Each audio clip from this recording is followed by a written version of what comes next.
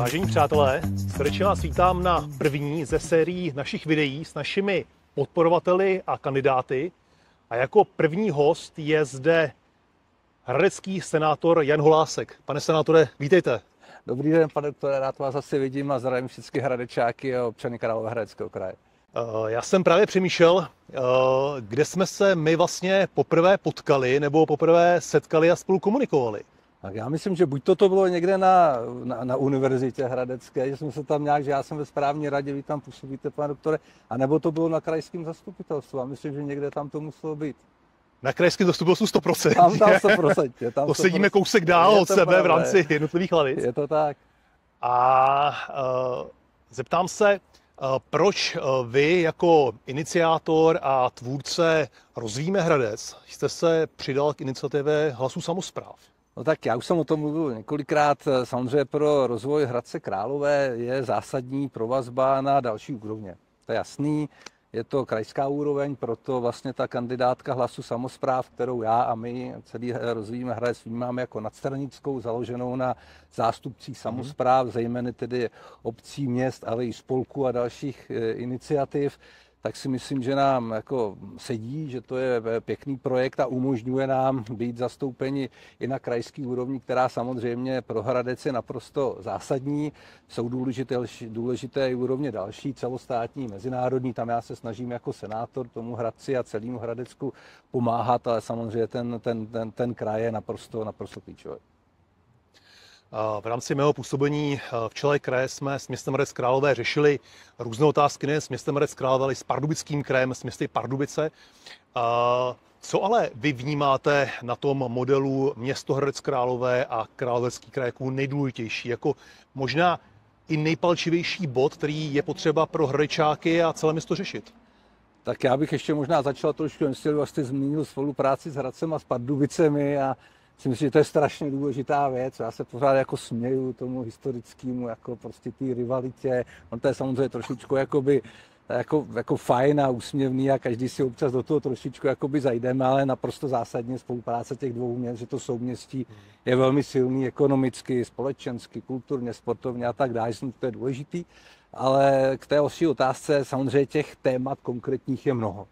To prostě můžeme se podívat k kterýmkoliv směrem a vidíme jako zásadní, co se teďka řeší, je třeba parkování u fakultní nemocnice, kde vlastně jeden z iniciátorů řešení byli starostové, že jo, prostě z kraje, kteří už se nemůžou dívat na to, že občané z těch obcí, ať to Chlumé, Zbytžov a další, tak když jezdí do fakultní nemocnice, nemají kde pořádně zaparkovat a to je pro, že tlačili prostě, že jo, aby se to řešilo, že jsou schopní na to nějak přispět dokonce, aby to není primárně jejich problém. No, tak to je třeba jedna z věcí. Druhá věc je, že jo, doprava zásadní, to nejsou jenom krajské silnice a komunikace, ale jako koncepční řešení. Teď se hodně řeší ta vlastně výpadovka z Hradce na Pardubice a na Prahu, aby jsme všichni nejezdili třeba prostě z Nového Hradce a tady z Třebše a tak dále do centra a pak zpátky Rašínovou vlastně ven, ale aby jsme mohli projet vlastně tou ulicí v Mlenku jako kolem Pargolfu a tam se přemostit na druhou stranu, to se teďka řeší, to je zásadní věc, ale jsou i strategické věci. Ono prostě v té veřejné sféře, jak víme, tak jsou konkrétní, třeba i krátkodobější věci, ale i takový dlouhodobý, vizionářský, který třeba nejsou hned vidět, to je třeba řeší typu pro Hradec a pro celý kraj důležitý letiště Královéhradecký, jak se bude vyvíjet, co tam bude, prostě, jestli tam bude nějaká technologická zóna.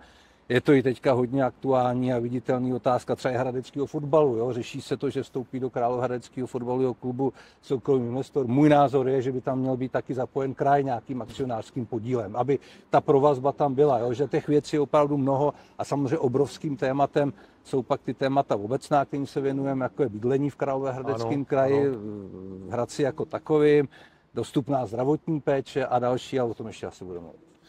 Určitě. Ta rivalita je mnohdy úsměvná, ale zároveň velmi jako zajímavá, protože co lepšího říct, když to jde v Pardubicích, proč to nejde v Hradci Králové, nebo když se s tím umí poradit partnerský Pardubický kraj, tak proč ne ten náš? Vy jste znám jako špičkový právník, aby už se to naťukl. Jak jste se vlastně dostal k otázce dostupného bydlení, respektive bydlení jako takového, protože to je jeden z těch důležitých aspektů dneska nejen Hradce Králové, ale od průmyslové zóny Solenice Kvasiny, kde je otázka bydlení číslo 1 vedle dopravní obsluhy, tak jsou to další velká, nejen okresní města, která řeší otázku dostupného bydlení, kde mohou bydlet mladé rodiny, jakým způsobem vyřešit, řekněme, potřebnost menších bytů, například pro seniory. Ano. Jak jste se vlastně k tomu vůbec dostal? Tak mně to přijde jako enormně zajímavé téma, protože, já teď řeknu takový jako složitý slovo, je komplexní. Jo. Pokud máte řešit dostupné bydlení, musíte zapojit různé profesní a odbornostní jakoby přístupy a pohledy. Je to otázka právní samozřejmě, je to otázka legislativní, nějaký právní úpravy, je to i otázka financování, to znamená rozumění tomu, jak fungují investice, investování, jak fungují banky, je to otázka silného zapojení veřejné sféry, veřejného sektoru, musíte rozumět do nějaké míry, jak fungují obce, kraje, jak funguje centrální vláda, má to přesah do zahraničí, že je třeba se inspirovat a poučit v jiných zemích. Tisíckrát jsme řekli Vídeň, to je jako velký vzor, i ta se vyvíjí velmi, ta Vídeň už třeba teďka nestaví městský byty, ale podporuje zejména družstevní bydlení a obecně prospěšné společnosti. Takže je to takový jako směrový jakoby problém nebo téma a já díky tomu, že jsem právník, zároveň jsem v politice, zároveň pracuju s investory, tak si myslím, že umím zkombinovat všechny ty pohledy a v té politice jsem na té legislativní úrovni v Senátu, kde děláme legislativu, že je na úrovni teda kraje a hlavně na městě, tam se zaměřuju, takže prostě to celý člověk může spojit a dívat se na to z různých úhlů pohledu a to je podle mě klíčový, protože pokud budeme řešit jenom zákon, nebo jenom nějaký dotace, nebo jenom tamhle nějaký jeden brownfield někde, tak to dostupné bydlení neposune. Ale jako pokud se musíme na co se dívat opravdu jako komplexně ze všech úhlů a jako celý systém s tím pracovat a pak se podaří tu situaci zlepšit. Je pravda, že družstevní bydlení není otázka našich rakouských sousedů, je to velký hit od počátku 20. století ve Skandinávii, ostatně v Hradci Králové se spousta bytů postavila v minulosti díky družstevnímu bydlení, ale řekněme, nejen prací je živ člověk. Ano. To znamená, co děláte, když zrovna nic neděláte, což asi je jako věta, která jde sama proti sobě, ale co váš volný čas? Takhle, já musím říct si, že já, a neodbíhám od otázky, prosím, ale já jsem v Senátu, jsem tady na městě, jsem v advokátní kanceláři, věnuji se nějakým rozvojovým projektům, tak já to mám tak namixované, že já jsem jako naprosto spokojený a tak nějak jako nemám pocit, že když jsem v práci, takže jako že ten pracuju a musím někam utíct. Ale je pravdou, že samozřejmě odpočívat je třeba a je třeba se jako věnovat i věcem, kde si odpočnete, takže já jako velmi rád, začal jsem teďka se věnovat nějakým pravidelným a cvičením a podobným věcem, že přece už taky ta léta přibývají, je potřeba se začít o sebe trochu starat a teďka poslední věc to na sebe prozradím a doufám, že to nebude příliš překvapivé, ale kdysi jsem na jedné filantropické akci, na jedné dražbě vydražil kurz malování, takže teďka chodím jednou týdně malovat a trošičku pokračuji v rodinné tradici, kdy můj dědeček byl malíř, maminka učitelka výtvarné výchovy, tak já občas něco namluvím. Má to teda sestupnou tendenci, ale tak se snažím v tomhle pokračovat. Tak z hlediska malování já jsem občas lepil nějaké plastové modílky, takhle tam je to dané z hlediska nějaké kamufláže, ale tedy můžeme se těšit časem za několik let na nějakou autorskou výstavu zde v Hradci nebo případně někde jinde v rámci senátního bodu? Tak já si myslím, že to je méně pravděpodobné. Já bych byl mnohem radši, kdybychom se mohli těšit na co nejvíce nových projektů v oblasti dostupného bydlení na to a jiných, že Hradec a Hradecko potřebuje celou řadu jako vizionářských rozvojových věcí a přístupů od tady vysokorychlostní trati a přímo na nádraží po dopravní věci, po univerzitní kampus a inovace a technologický a tak dále. To bychom opravdu vyčerpali ten náš čas, respektive bychom tady byli dlouho. Tak já si myslím, že těch věcí je celá řada a je to zajímavé, člověka to baví a naplní. Určitě.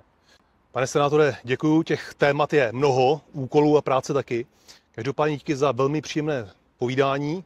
No a věřím, že se brzy zase setkáme a uvidíme. Tak já taky děkuji za pozvání na to dnešní setkání. Pane doktore, vám popřeju hodně, řekl bych, energie a síly, protože role lídra ve volbách a v kandidáce je obtížná, nelehká, ale jinak to být nemůže, takže věřím, že vytrváte a věřím, že Hlas samospráv uspěje v krajských volbách víc, než si teďka všichni myslíme. Děkuju. Taky. Děkuju za přání, děkuju za účast. Vážení přátelé, díky, že jste sledovali naše video a těšíme se u dalších. Díky a naschle. Nashledanou.